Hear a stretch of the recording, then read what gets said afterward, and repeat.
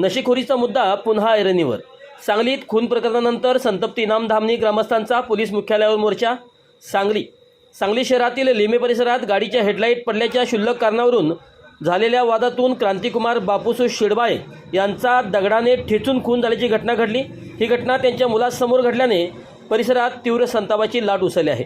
घटनेनंतर इनाम धामणी गावातील ग्रामस्थांनी घटनास्थळी जाऊन पोलिसांना जाब विचारला। परिसरात वाढलेल्या नशेखोरांच्या त्रासाबद्दल वारंवार तक्रारी करूनही ठोस कारवाई होत नसल्याचा आरोप ग्रामस्थांनी केला आहे। या घटनेमुळे सांगलीतील नशेखोरीचा प्रश्न पुन्हा ऐरणीवर आला आहे। या खून प्रकरणात पोलिसांनी तात्काळ कारवाई करत दोघा आरोपींना अटक केली असून एका अल्पवयीन मुलालाही ताब्यात घेतले आहे।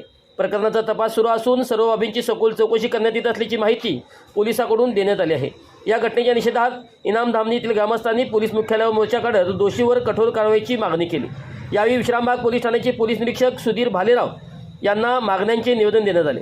यानंतर पोलीस अधीक्षक संदीप घुगे व अप्पर पोलीस अधीक्षक कल्पना बारोकर यांनी स्वतः ग्रामस्थांचे निवेदन स्वीकारले।